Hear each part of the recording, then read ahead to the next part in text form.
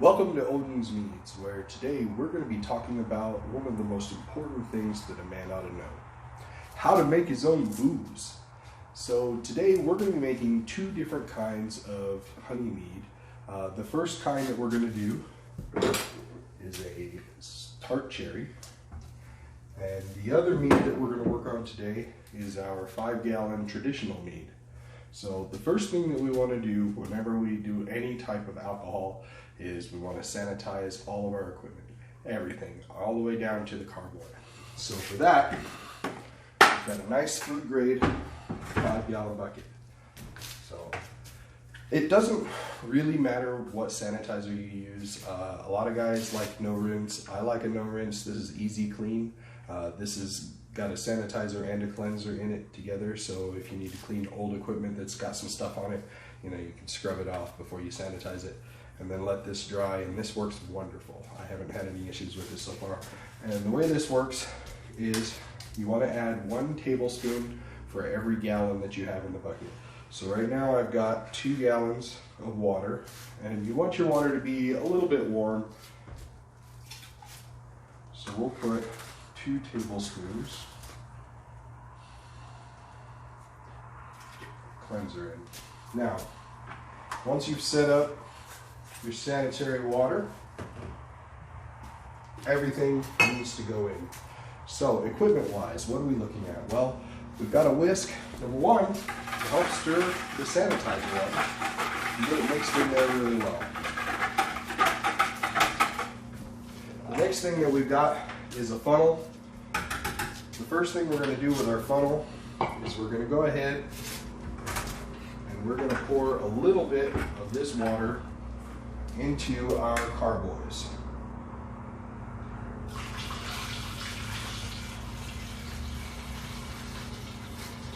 Okay. That's our 5-gallon. You'll see that in a little bit when we're ready.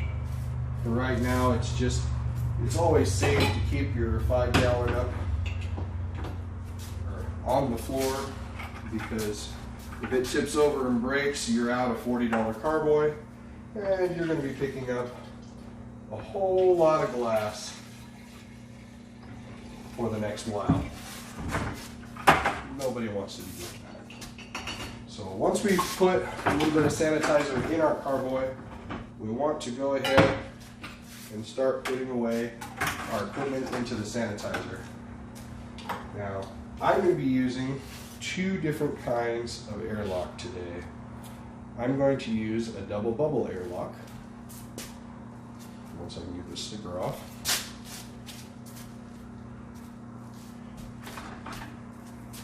And I'm going to be using a tubular airlock.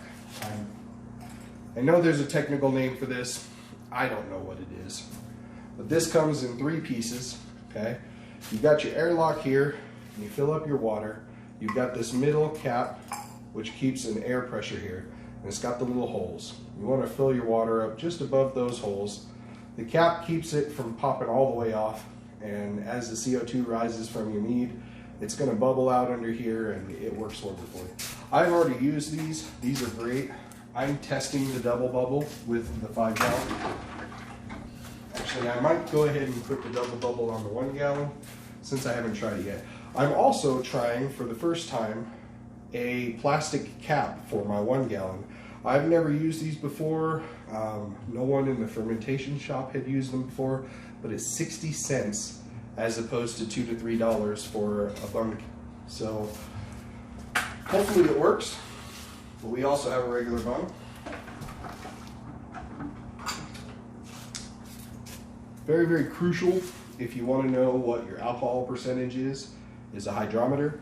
If you don't care, then don't worry about the extra expense, but this one was $13 on Amazon, so it's worth the money to know right about where I'm going to be for alcohol. But again, especially with a traditional mead, you don't need to worry about it. Well, with any mead, if you're not worried about the alcohol. Thermometer, we're checking the temperature of the water that we are going to hydrate our yeast in. A teaspoon. We're going to use this measuring cup and my mason jar that I normally hydrate my yeast in, because you have to hydrate your yeast for 20 minutes at least, and you don't want to hydrate for longer than an hour. So I'm going to hydrate both yeasts at the same time just to save a little bit of time, and that way when we're ready to pitch, we can pitch in both containers right away.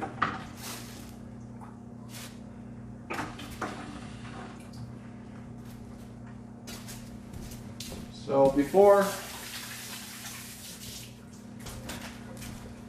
I use these, I want to let them sit for a little bit in the sanitizer, and then a good clean towel. Make sure that it's fresh and clean. You don't want any bacteria on it, because that would not be good for your mead. Anything that comes in contact with this yeast has the potential to create mold and to disrupt the fermentation process and cause you a lot of headache. And you know, for a 1 gallon batch, even with the $3 juice, it's still 15 bucks. You know, if you want to go with your 3 pounds of honey,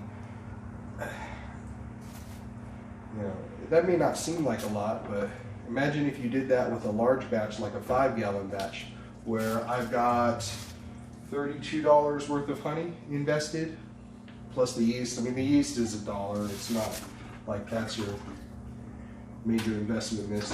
In any mead, your biggest investment is your honey, and it really depends on how sweet and how alcoholic you want it. You know, how much fermentation do you want going on? Ooh, that's kind of cool. That doesn't let anything escape. For our 1 gallon cherry mead, because we are adding juice to it, we are going to use 2 pounds of honey. And I have found this Miller's raw clover honey. I've never used raw honey before.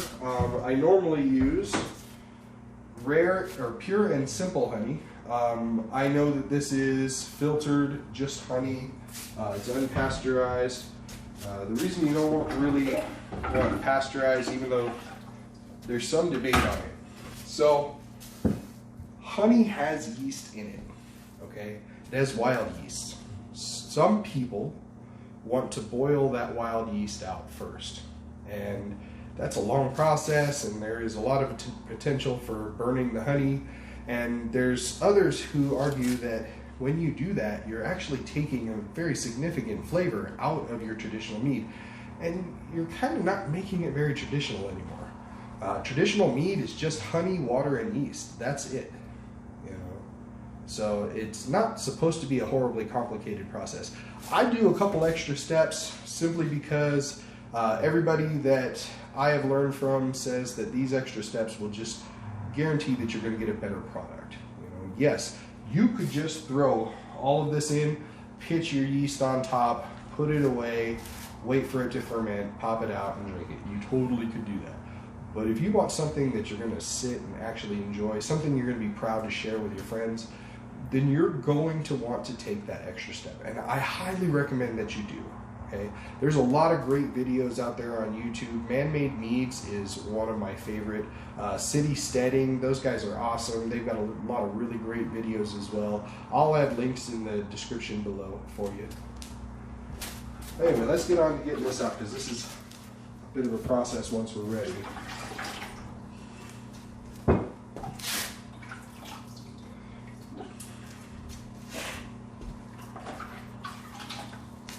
Today, while I'm making, I'm going to be drinking Alaskan Brewery Company's white ale and a little bit of Rodmead from Mead. They are my favorite mead company. If any of you are out there that work for Mead, thank you for giving the world such a wonderful product, because it's just, I hope one day that my mead comes at least a little close. Unfortunately, the 1118 that I'm using right now, it's only got an alcohol tolerance of 18%. I'm not sure what yeast they use, but they get to a 19% consistently on all of their meads. Their Viking Blood hibiscus is pretty good if you like a sweet mead. If you like a dry mead, I suggest that you try their Viking in this mod. And maybe I might be saying God wrong, but Jormungandr and Yggdrasil all start with a J, so I'm assuming that in Nordic I probably should watch a few more Dr. Crawford videos. Anyway, once we've got our equipment cleaned up and sanitized here, we're going to use this bucket again, so let's not move that. We are going to swish around our carboys. Please be careful while you do this. You want to keep your finger in there, cap that off, give it a good swish. And you're just sanitizing the inside of this bottle. Even though this is brand new from a brewery shop, I'm still sanitizing it just to be safe. Yeast, a lot of people say that it's easy, but I think it can be finicky.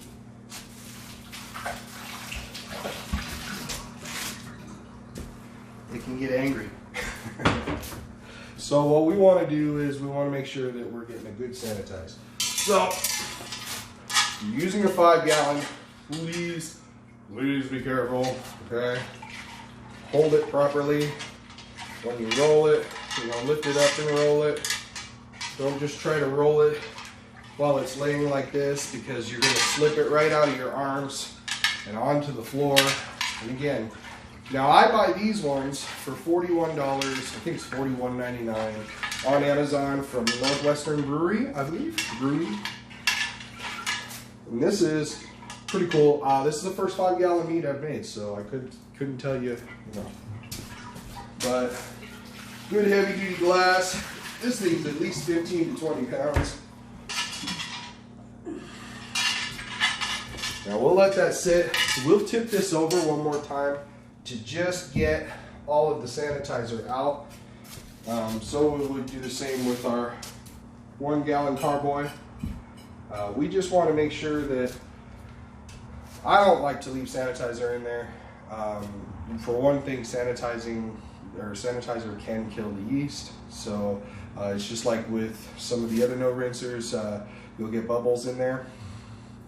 Get that out of there. Don't leave it in there. Some guys are going to tell you to, but think about it. Would you drink sanitizer? So let's start. Let's start by pitching our yeast.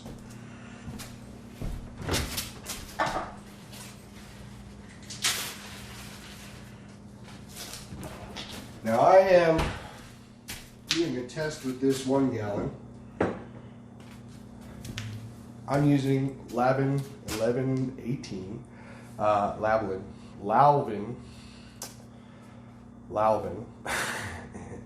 Anyway, the reason I'm using this is, number one, it's got an 18% alcohol content or tolerance. A lot of mead has a 14%, or a lot of yeast has a 14%. I personally, having tasted a lot of different meads, I like a higher alcohol content. I think that the lower end, especially anything below a 16, it tastes like cough syrup to me. It's gross. I can't say it's gross. It's just not for my palate. The other thing that I like about the 1118 and 1116 is the same way with Lalvin, is that it has a better tolerance for temperature fluctuation. See, I live in Colorado, and it could be 53 in the morning and 86 in the afternoon. And if you're not keeping your mead in a climate chamber, it could spoil if you're using the wrong yeast. It's very important to just research what yeast you're using, or at least go with something that you're comfortable with, or the person that you're learning from is comfortable with. Best to stick with tried and true, tried and tested. So when we rehydrate our yeast, we're going to use about 4 ounces of water, and we want to get the water nice and hot. We want to hit about 104 degrees. That's a good temperature for rehydrating your yeast, bringing it back to life. So my tap actually will put out pretty close to that, so I'm just going to let that heat up. If you don't have a tap that you're comfortable with the heat of, or letting it sit for a moment, just go ahead and use your stove. Heat some water up. Check it with your thermometer. That's why we have it. And I will test this with the thermometer too.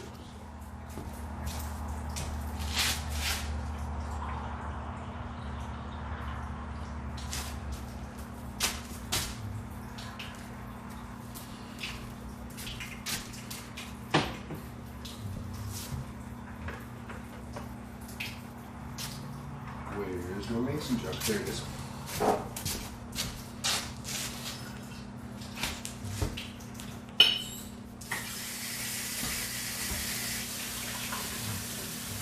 Well, that's kind of crappy.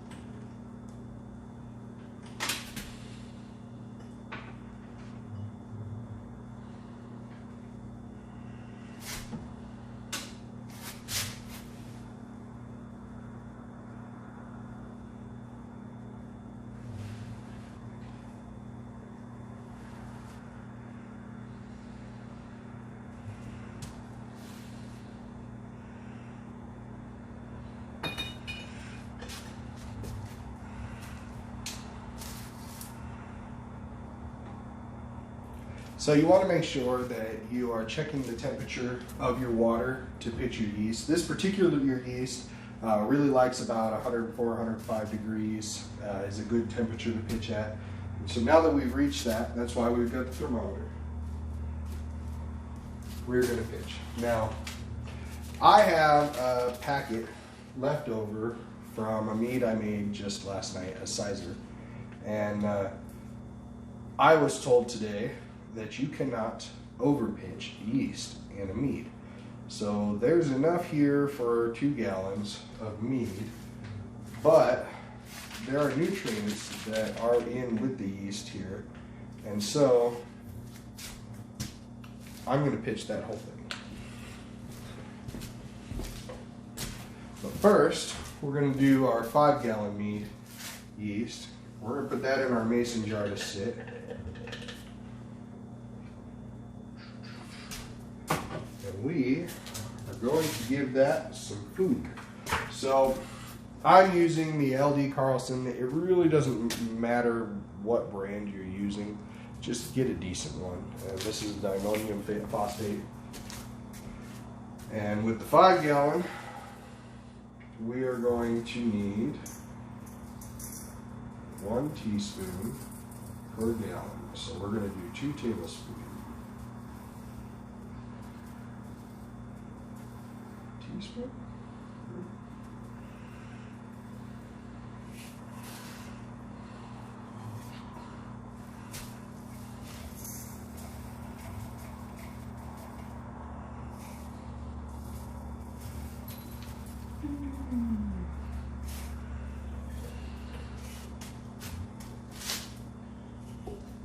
Then, with the 1 gallon mead, we're going to do 1 teaspoon.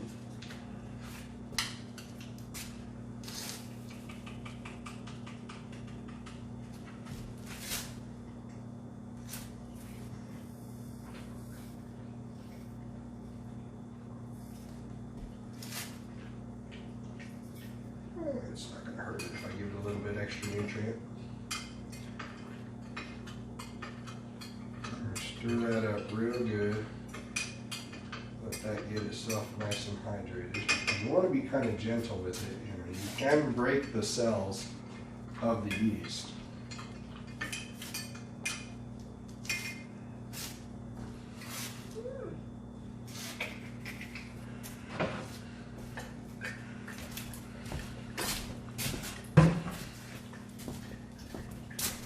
Now, we've got our yeast kind of hydrating here. We are going to move on to mead making. Is that a fruit fly? Sure enough. See, one of the greatest dangers is these darn bugs. They just really don't. At least he's a sanitary bug. So, for the 1 gallon, we're going to throw our cherry in there.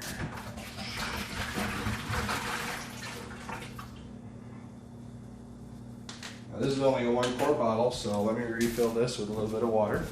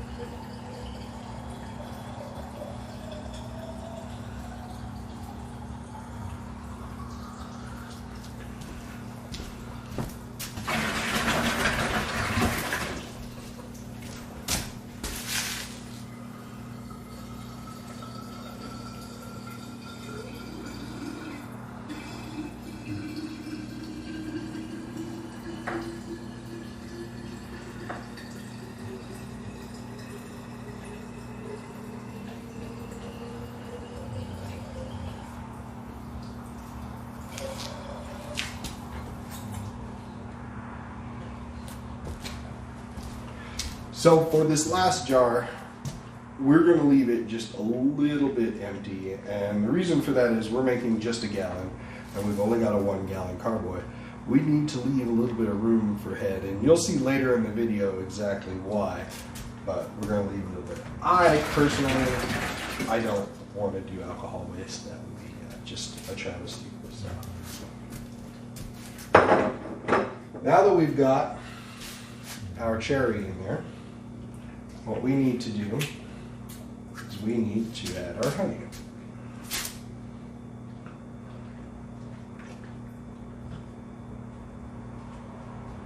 Now, one of the greatest things to do with honey is to set it in a bowl of warm water and just let it sit there for a little while. That makes it really liquidy. You can see it's pretty clear, just draining on down really well, and gobs of it coming out. That just makes it a lot easier. It's kind of a warm day today, so the other containers, I'm not going to set them in bowls. They're at least warm enough, they'll drip out just as good as this did. Now once you've got a good amount of that honey out of there, you want to fill it with warm water. Not too much, because remember, we're trying to leave a little head space.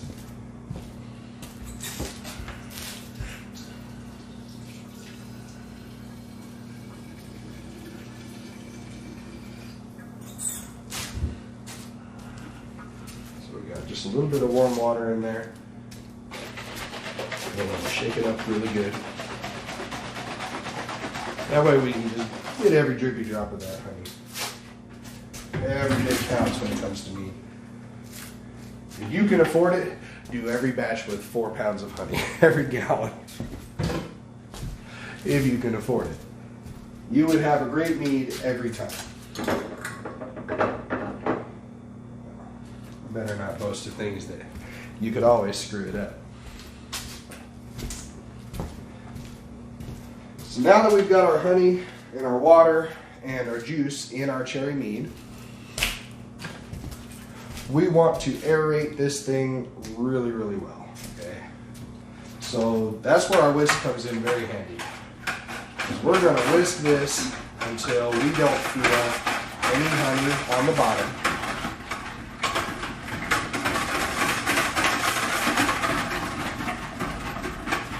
And then we're going to chop this bad boy up and just really aerate this meat.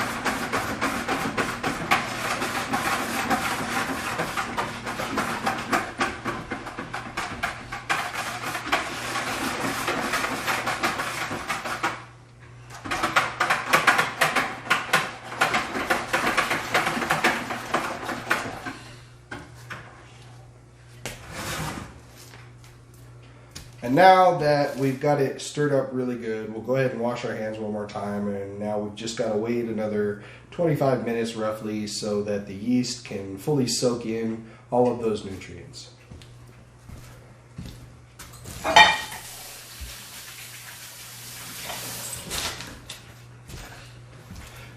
It's good to set a kitchen timer.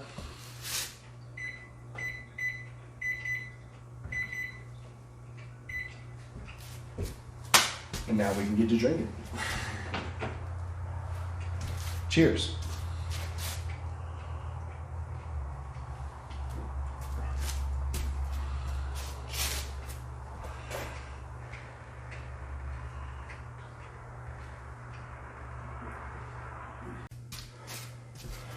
Okay, so now we're ready to pitch our yeast. So we've done a gravity reading. Looks like this one's going to be about a 14 to a 16, kind of a low alcohol, but it'll be a good table wine. So when you're pitching the yeast, one of the things you don't want to do is you don't want to shock the yeast by just dumping it right in if you rehydrated it. So we're going to dump just a little bit back into the yeast that we've got that's rehydrating before we dump it into the big bucket.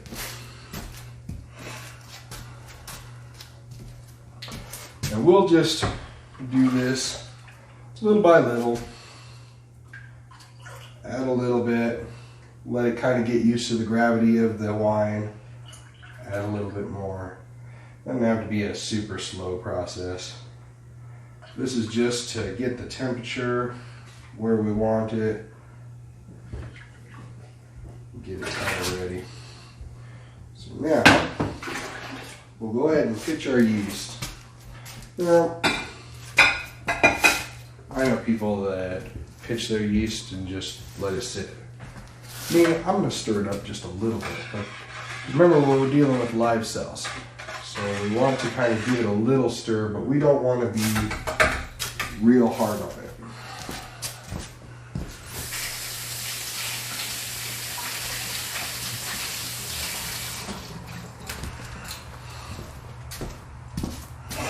Now we're ready to put it in our carboy. Alright, take our funnel.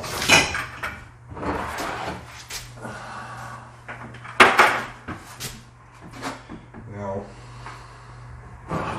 we're going to do this so that we can watch it, because number one, we don't want to spill all over the place. And number two, we still want to make sure that we didn't go over that 1 gallon mark. Give us a headache.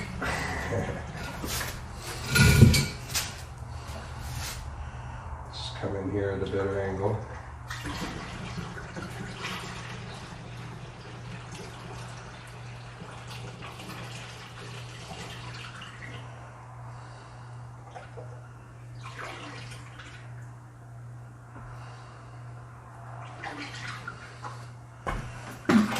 So right about there, man, still. I might have to use a blow-off tube on this one, but I don't know. Right about there is good.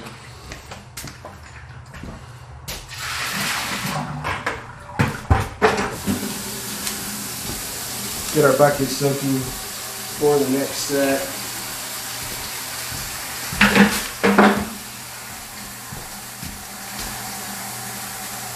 So for this one, we're going to use a double bubble carboy. So we want to add a little bit of water. Just enough so that it's got a good airlock there. Now we'll add this to our carboy, or our bung, I'm sorry. We'll put it in the bung hole.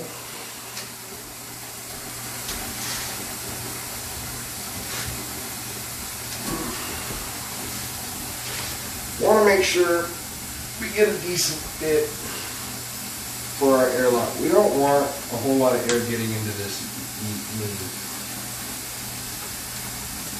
In this situation, you could leave the bottle just open. You could. All right? That's not going to hurt anything because the CO2 creates a little layer and it creates a positive pressure within the carboy, so no air can actually get into it. You could let that sit out. What you risk when you do that is you risk a fly getting in there, eyelash, dust, things like that. That's what the airlock is for. The airlock is just to keep everything sanitary, make sure that nothing's getting into your mead that you don't want.